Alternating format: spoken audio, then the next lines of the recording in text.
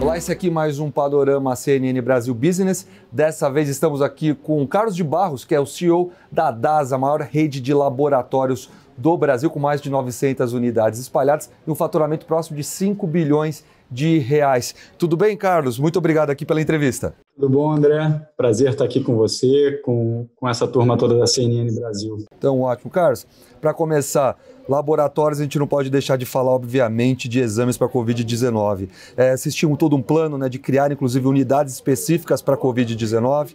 E eu queria saber como que foi o andamento disso, como que foi toda essa questão da batalha para os exames da Covid. Então, se puder me explicar qual que foi esse plano de trabalho da empresa, seria ótimo. A gente percebeu que essa pandemia, que esse vírus seria diferente daqueles outros que a gente vinha acompanhando nos últimos anos. Ali por volta de fevereiro, no início de fevereiro, no Ano Novo Chinês, a gente percebeu que esse vírus atravessaria o mundo e chegaria aqui. Então, começamos a colocar de pé um plano.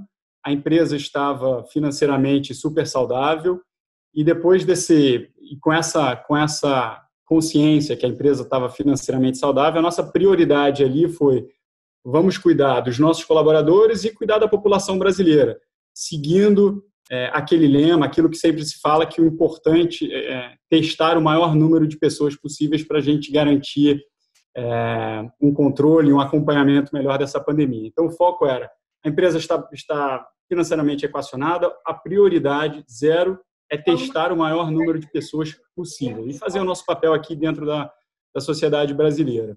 Então, criamos um comitê de crise, e esse comitê de crise se desdobrou em vários comitês de crise. Para dar alguns exemplos, eram comitês de pessoas, onde a gente, logo no início da pandemia, afastou todos os colaboradores que eram considerados população de risco. Comitês para aumentar a produção de Covid. A gente agora acabou de ultrapassar, já tem algumas semanas aí, a marca de mais de 1 milhão de exames Covid feitos aqui no território brasileiro. Mas naquele momento, logo no início, houve uma corrida de ouro por reagentes e equipamentos aí para você fazer exames de Covid. Então, a gente preparou um comitê de crise para isso. Fomos a primeira empresa a oferecer testes de PCR, que é uma das metodologias ali para testar no pico ali da infecção, se a pessoa está com Covid ou não. A gente foi a empresa pioneira a fazer isso em casa. Então, coleta domiciliar de exames PCR, lançamos isso, isentando taxas para a população idosa. Então, tudo isso a gente fez, mas se eu te falasse aqui que existia como a gente se preparar para uma pandemia e imaginar que essa pandemia seria dessa forma, eu estaria mentindo, porque foi realmente algo que pegou o mundo inteiro, o Brasil, desprevenido. A gente, no começo, sentiu bastante com o fechamento de unidades. Então, a nossa prioridade: vamos fechar unidades, focar na coleta domiciliar. Fechamos muitas unidades. Houve uma queda de cerca de 70% a 80% na maioria dos exames de rotina, exames super importantes para acompanhamento de doenças crônicas. Então, houve essa queda e as pessoas que estavam fazendo exames estavam chegando em estados mais críticos, que era um ponto alarmante que levou até a gente a criar unidades especializadas em determinadas doenças. Então, a gente tinha unidades especializadas em pacientes oncológicos, unidades fetais, e vários outros tipos de cardiológicos, porque a gente começou a ver que as pessoas estavam fazendo menos exames e, quando faziam exames, já chegavam em situações mais agudas. Isso também foi super bem sucedido. Então, a gente acelerou a produção, o ritmo de produção de exames Covid. Fomos navegando esses primeiros meses ali de março, abril, maio, rampando a nossa produção, lentamente abrindo mais unidades. Criamos um termo aqui, era um dos nossos motos também, que se tornou super importante na crise, que é a questão do home first. Todo mundo fala de mobile first ou digital first. A gente aqui na DASA passou a ser home first. Quer dizer isso: tudo que o ser humano possa fazer em casa, ele vai querer fazer em casa. Tem esse termo aí, cocooning, que as pessoas agora estão mais receosas de sair. Então, a gente começou a oferecer além dos exames em casa de Covid e os outros todos os exames que a gente já oferecia, passamos a oferecer telemedicina, teleconsultas, até exames de imagem a gente começou a oferecer em casa para proteger realmente a população brasileira. Pegando um pouquinho dessa questão da telemedicina, dessas mudanças, né, o quanto que vocês conseguiram compensar? Você falou de uma queda de até quase 80% no número de exames. Mas quando a gente imagina que o grosso, né, foi praticamente eliminado, como que vocês conseguiram compensar com esse home first? É possível já ter uma noção de qual que foi essa compensação? No primeiro momento era quase impossível compensar. E nem era muito a nossa prioridade ali no começo, sabia, André? A prioridade era, vamos focar em teste Covid e tentar criar possibilidades para as pessoas que precisam fazer esses exames de rotina super importantes se testarem. Mas não tinha como compensar uma queda da ordem de 70%, 80% nas primeiras semanas e meses. Por mais que a gente tenha feito muitos exames de Covid e continuamos fazendo, não compensaria a receita de uma empresa do tamanho da Dasa. Agora, o que acabou... E a nossa prioridade era testar, a gente estava menos focado assim, em retorno financeiro, não era o ponto ali, o ponto é fazer o nosso papel. Agora, o que acabou acontecendo? Os exames, as pessoas começaram a ver que elas não poderiam deixar de lado a sua saúde. Essa é uma eu acho que dos resultados, uma das coisas que vai ficar depois dessa pandemia para o resto, para o futuro, no novo normal, é um cuidado muito mais presente com a saúde de todo mundo. E as pessoas começaram a perceber que elas precisavam voltar a fazer seus exames, irem aos médicos e se cuidarem. E a volta acabou sendo bem mais rápida do que a gente imaginava. A gente tinha as nossas primeiras previsões assumiam que a gente só ia voltar à normalidade para o final do ano, bem mais próximo do final do ano. E chegando no final de julho e agora em agosto, a gente já voltou para patamares acima do pré-crise em termos de receita. Então, os exames de Covid, óbvio que ajudam, mas ainda estão na ordem de 20%, entre 15% e 20% da nossa receita. Lembrando que isso antes era zero, né? Então, agora tem 15% a 20% da receita que é Covid, mas a gente já está num patamar acima da receita pré-crise. Então, os outros exames voltaram, porque a saúde não para, as outras doenças não param, as pessoas têm que ir para os médicos, têm que se cuidar. Então, os outros exames voltaram até mais rápido do que a gente imaginava. E isso também funciona porque a gente está... coleta domiciliar também mais do que dobrou, versus o que a gente fazia pré-crise. E, além disso, a gente está seguindo todos os protocolos de segurança, distanciamento nas nossas unidades, em todas as nossas operações, o que passa segurança para as pessoas irem fazerem aqueles exames que às vezes você não pode fazer em casa, por exemplo, uma ressonância, uma tomografia, vários desses exames. E quanto que isso está representando agora, Carlos? Quanto que isso está, desse serviço em domicílio, vamos falar dessa maneira, ele representa quanto e qual é o potencial que ele pode alcançar aí até no pós-pandemia? A gente não abre quanto que ele representa da nossa receita, mas eu acredito que ele vai chegar em algum momento, especialmente a gente tem certos exames que no curto prazo serão muito difíceis de fazer em casa, exames de imagem, que tem máquinas pesadas, isso vai acontecer bem mais para frente. Mas a gente acredita que uma parcela relevante, se você imaginar que 50% de um dos nossos negócios são exames de sangue, análises clínicas, e 50% imagem, e esses números são dentro da nossa principal linha de negócio, que são as nossas unidades ambulatoriais, a gente imagina que facilmente metade desses exames de sangue, em algum momento, poderiam ser feitos em casa. No final das contas, tudo pode ser feito em casa. E a gente quer isso, a gente quer trazer mais facilidade para as pessoas, e as pessoas que tiverem que ir para a unidade, serem atendidas, são aquelas que deveriam ir para a unidade. Mas eu acho que o percentual pode ser muito relevante. Mas isso aumenta bastante o custo para vocês, afinal vocês vão ter que se deslocar até o local. Como que fica a questão da margem nesse caso? Essa é uma excelente pergunta, André. A gente tem, com essa nossa capilaridade, imagina, são 900 unidades espalhadas pelo Brasil todo. A gente consegue usar as nossas unidades como hubs para as nossas coletadoras não terem que ficar se deslocando muito. A gente usa, e aí você consegue ter uma produtividade muito maior por dia por coletadora para você fazer essas coletas. Além disso, usar inteligência artificial, softwares de roteirização, para você conseguir trazer mais eficiência na coleta domiciliar, que de fato envolve um transbordo, um translado das unidades para a casa dos pacientes, né?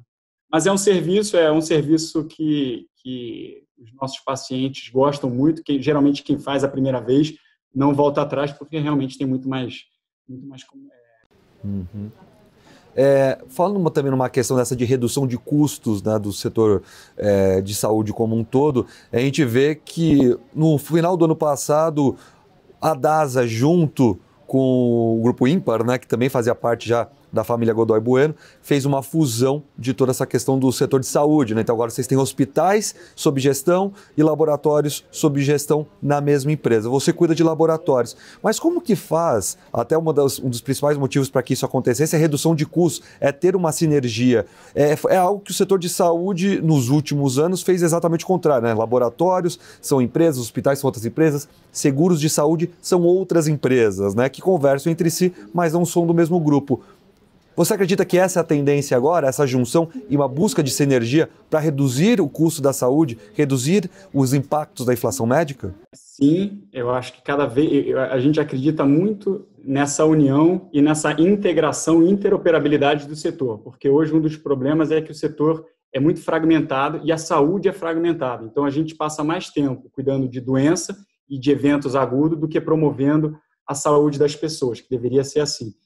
Mas, do nosso lado, eu acho que é um ponto importante para colocar, o ponto primeiro que a gente não é plano de saúde, não pretende entrar em plano de saúde, e aqui a gente está falando muito mais de uma união de uma empresa de medicina diagnóstica, uma empresa de hospitais e de atenção primária também. Então, a gente não entra no mercado de seguros. O ponto principal nem é sinergia pela sinergia. Aqui é uma união com dois principais focos. Primeiro, cuidar de uma forma melhor da saúde das pessoas, com um cuidado integrado. Dessa forma, o paciente consegue navegar melhor dentro de um setor que a gente sabe que é confuso. É confuso, você às vezes não sabe para onde você vai e você acaba indo para o pronto-socorro de uma forma desnecessária, acaba se internando de uma forma desnecessária. Quando você tem a base de dados do paciente de uma forma integrada, o paciente com seus dados na ponta da mão, com alguém que acompanha a sua saúde de uma forma longitudinal, com uma enfermeira, com um médico de família, esses eventos agudos acabam acontecendo muito menos. E ele acaba indo para um hospital somente em casos necessários.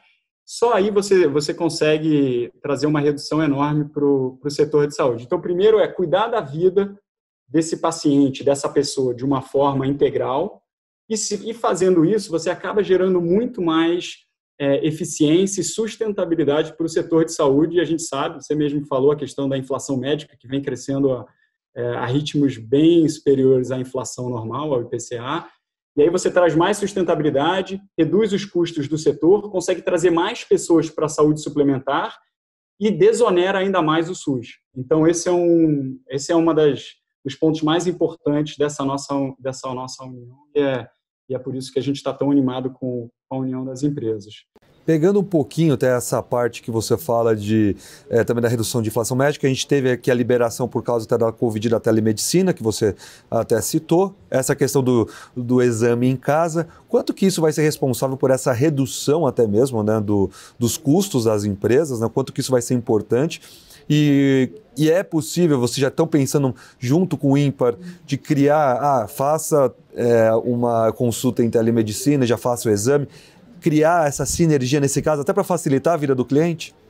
E eu vou dar alguns exemplos aqui de serviços que utilizando a telemedicina, por exemplo, que tem um produto nosso que é a PA Digital, e ele entra dentro, por exemplo, a gente criou um produto chamado Solução Covid Empresas, no meio dessa pandemia, para ajudar as empresas. E o que a gente está vendo acontecer são as empresas querendo voltar, porque muitas empresas sentem falta daquele toque do dia a dia, do contato humano. Então, as empresas querendo voltar, só que sem saber como fazer esse retorno para o trabalho, e sabendo que se fizerem o retorno ao trabalho de uma forma desorganizada e descontrolada, isso vai acabar gerando maiores níveis de infecção, contaminação e aumentar o custo dessas empresas. Então, o que a gente acabou fazendo?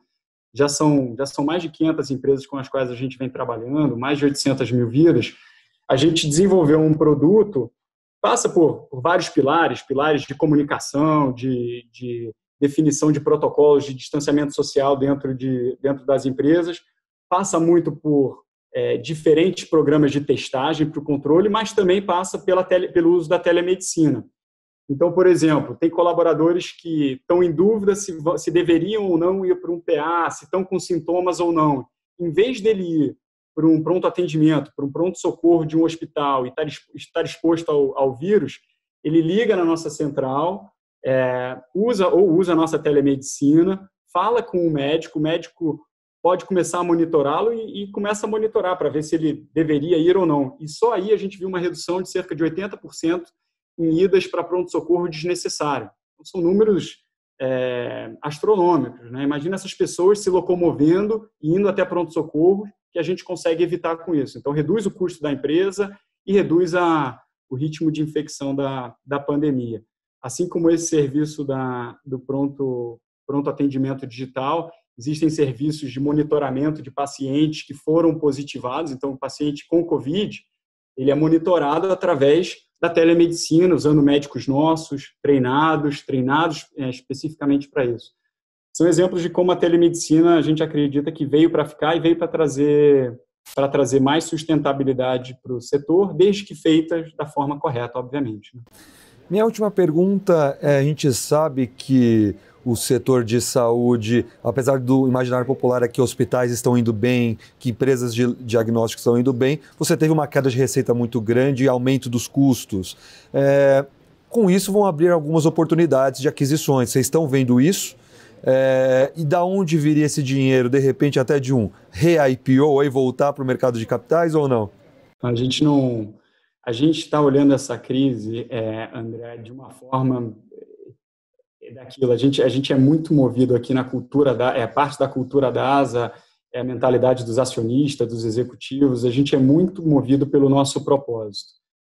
E não encaramos essa crise como oportunidade, por exemplo, de fazer M&As, muito pelo contrário. A gente vem conversando com várias empresas, sim.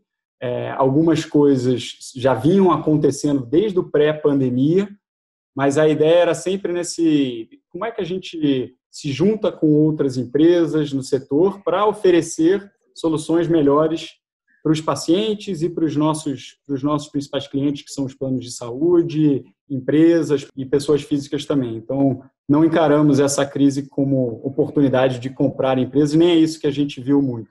Seguimos o ritmo que a gente já via seguindo, e M&A, sim, é uma estratégia que a gente sempre vinha seguindo. E com relação à volta ao mercado de capitais, isso a gente não comenta agora, não está no radar. A empresa está super capitalizada, a gente fez uma capitalização logo ali no começo da crise, estamos bem capitalizados para navegar esses mares turbulentos aí que estão começando a se acalmar, graças a Deus. Né? Então, não descartam aquisições de qualquer maneira, porque já era uma estratégia da empresa. Entendi.